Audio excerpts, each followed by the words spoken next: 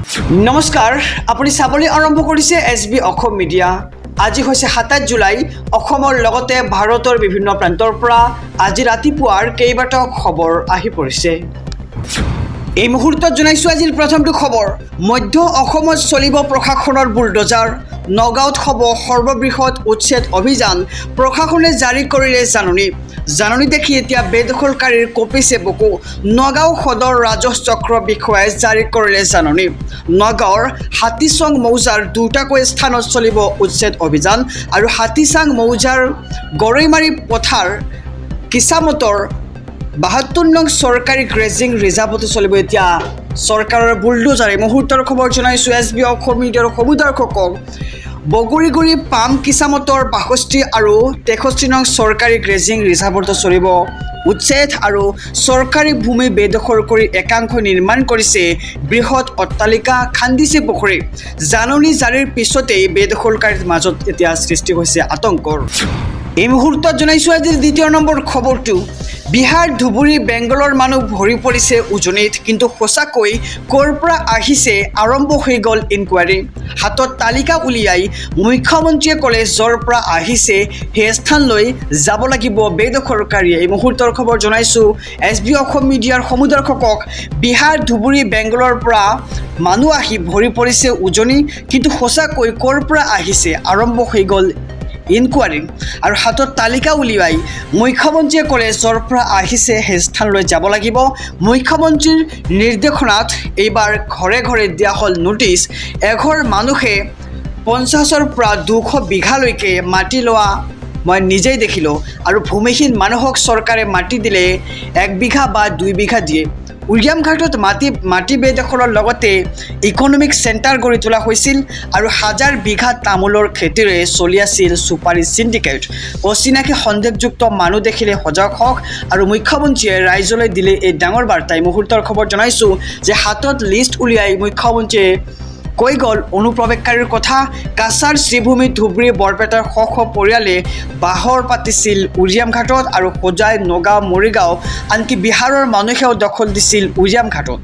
বিহাৰৰ মানুহখিনিক লৈ সন্দেহ প্ৰকাশ কৰিলে মুখ্যমন্ত্ৰী ডক্টৰ হিমন্ত বিশ্ব শৰ্মাই আৰু বিহাৰ বুলি কৈছে সিপাৰৰ পৰাও আহিব পাৰে। সকলো মানুহৰ নথি পত্ৰ পৰীক্ষা কৰাৰ নিৰ্দেশ দিছে মুখ্যমন্ত্ৰীগৰাকীয়ে। আৰু বিদেশী বুলি ধৰা পৰিলেই লগে লগে খেদা হ'ব অসমৰ পৰা আৰু স্থায়ী বাসিন্দা নহ'লেই উপায়ুক্তই কৰিব ইনকুৱাৰী। VGR PGR সত্ৰৰ মাটি দখলৰ উচ্ছেদ পৰ্যায়ক্ৰমে বন্ধ হৈ থাকিব।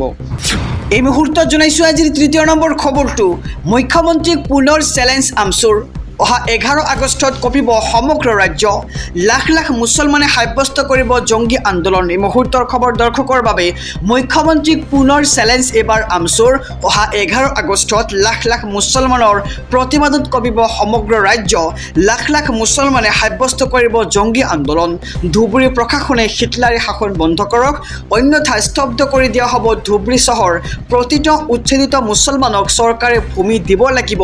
ভূমি নোপোৱা পৰ্যন্ত চলি থাকিব আমছুৰ আন্দোলন। এই মন্তব্য কৰে আমছুৰ সভাপতি ৰেজাউল কৰিমে। আৰু 11 আগষ্টত বিলাসীপাৰাত লাখ লাখ মুছলমানে কৰিব আন্দোলন। মুছলমানক কৰা অন্যায়ৰ বিৰুদ্ধে ৰাজপথত নামিব সংখ্যালঘু লোক। আৰু আমি ভূমিহীন মানুহ, আমাক ভূমি লাগিবই, আমাক ক্ষতিপূৰণ দিব লাগিব, আমাক ন্যায় লাগিব। 9 তাৰিখে কোকৰাঝাৰতো হ'ব বিশাল প্ৰতিবাদ আৰু ন্যায় নোপোৱা পৰ্যন্ত আমছুৰ আন্দোলন অব্যাহত থাকিব বুলি মন্তব্য কৰে সভাপতিগৰাকীয়ে। আৰু মুখ্যমন্ত্ৰীক প্ৰত্যাহ্বান জনাই আমছুৰ সভাপতি ৰেজাউল কৰিম চৰকাৰৰ এই বৃহৎ ঘোষণা। আহিছোঁ পৰৱৰ্তী খবৰৰ মাজলৈ। ঘৰে ঘৰে আহি গ'ল নোটিছ। একশ্যনৰ বাবে সাজু হৈছে শ শ বুলডোজাৰ। 2ৰ পৰা 3000 আৰক্ষী। খালী কৰা হ'ব মধ্য অসম, খেদা হ'ব এটা এটা বেদখলকাৰীক। এফালৰ পৰা ভাঙি লৈ যোৱা হ'ব বেদখলকাৰীৰ ঘৰ। আৰু মুখ্যমন্ত্ৰীৰ হাতত সাজু হৈছে দীঘলীয়া তালিকা। পুনৰ মধ্য অসমত হ'ব সৰ্ববৃহৎ উচ্ছেদ আৰু উচ্ছেদৰ জাননীক লৈ বেদখলকাৰীৰ মাজত লাগিছে এতিয়া হাহাকাৰ। উৰিয়ামঘাটৰ পিছতে এইবাৰ চামগুৰিত চলিব বৃহৎ উচ্ছেদ অভিযান। চামগুৰিৰ ৰাজচক্ৰ বিষয়াই জাৰি কৰিলে জাননী। আৰু খাটোৱাল মৌজাৰ বেলগুৰি কাছাৰী গাঁও কিছামতৰ ৩ নং দাগ আৰু ৩ নং দাগৰ অংশ ৫২৮, ৫০৬ আৰু ৫০৫, লগতে ৬০৪ নং চৰকাৰী গ্ৰেজিং ৰিজাৰ্ভৰ মাটিত চলিব এতিয়া উচ্ছেদ অভিযান আৰু শীঘ্ৰেই বেদখলকাৰীক আঁতৰি যাবলৈ নিৰ্দেশ প্ৰশাসনৰ, নহ'লে উচ্ছেদ কৰা হ'ব আৰু নিৰ্দিষ্ট সময়ত আঁতৰি নগ'লে ভাঙি পেলোৱা হ'ব ঘৰ দুৱাৰ।